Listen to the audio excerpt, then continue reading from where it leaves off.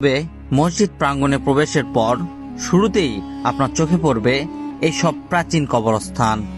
প্রাচীন আমলের এই কবরগুলোর মধ্যে সবারই দৃষ্টি আকর্ষিত হবে এক মানুষের চেয়ে উঁচু এই কবর দুইটি দেখলে।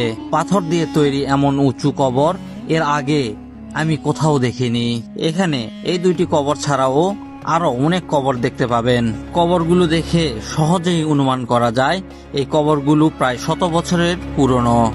সোনা মসজিদের একেবারে প্রবেশ মুখে অবস্থান এই প্রাচীন কবরগুলোর।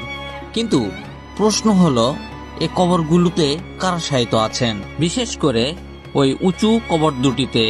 এই পাশে দেখতে পাচ্ছেন অনেকগুলো কবর। তো অনেকগুলো কবরের মাঝে বড় দুইটি কবর, এই যে দুইটি কবর দেখতে পাচ্ছেন, এই দুইটি কবর আলাদা সবগুলো কবর থেকে। তো এখানে দেখতে পাচ্ছেন পাথরের ব্লক।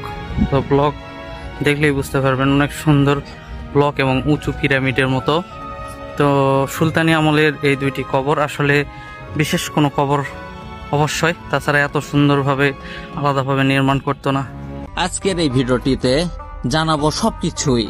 তবে তার আগে এখানকার ছোট সোনা মসজিদের ভিতরে বাহিরে কোথায় কি আছে সেটা দেখা যাক। বাংলাদেশের যে কয়েকটি প্রাচীন মসজিদ আছে তার মধ্যে অন্যতম হচ্ছে এই ছোট সোনা মসজিদ।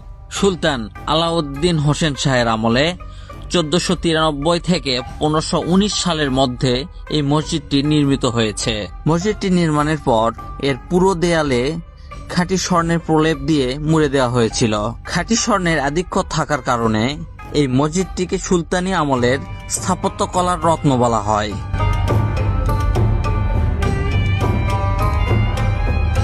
কিন্তু আফসোস, এই মসজিদ থেকে সব স্বর্ণই লুট করে নিয়ে গিয়েছে ইংরেজরা।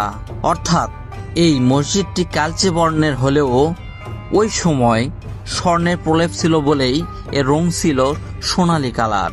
উইকিপিডিয়া থেকে পাওয়া 1808 সালের ইংরেজদেরই আঁকা একটি ছবি দেখলে সহজে ধারণা পাওয়া যায় যে মসজিদটির দেয়ালে ঠিক কি পরিমাণ স্বর্ণ লাগানো ছিল। পাথরের ব্লক দেওয়া আছে, সেগুলো পুরুত্ব প্রায় 1 হাত বা 1 ফুটের মতো।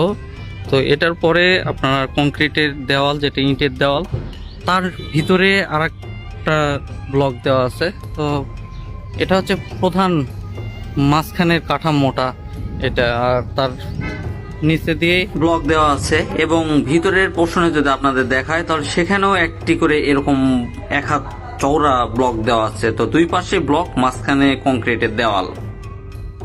দর্শক, এখন যে দেওয়ালটি দেখতে পাচ্ছেন